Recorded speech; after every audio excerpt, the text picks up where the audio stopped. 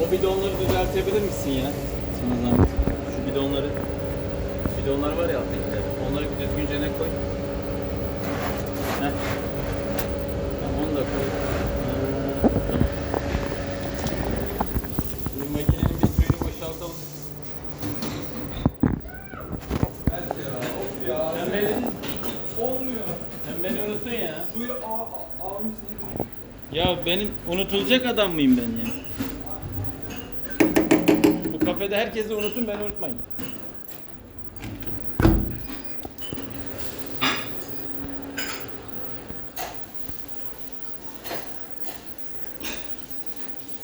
İtalyasını başlat.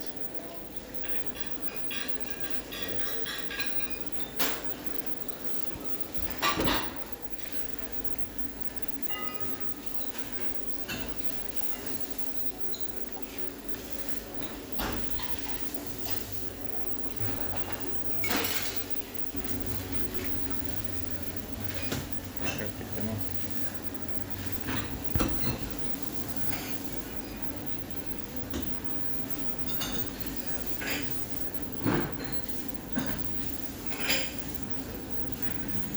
Akıllı ya.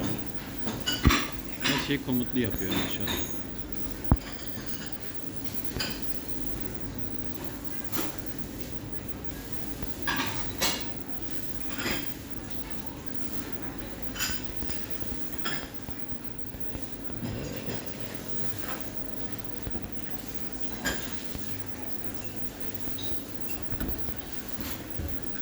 Mecburen.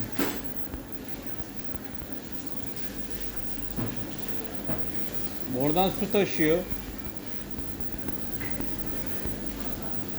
Sizin o arıtmadan kaynaklanıyor değil mi? He?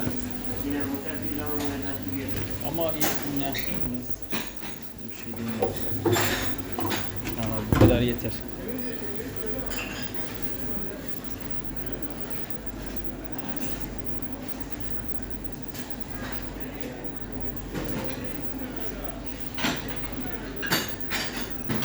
Alıyor şu anda.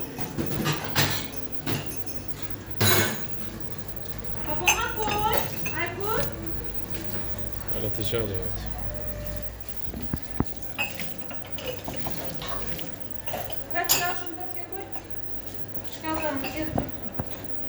Tamamdır.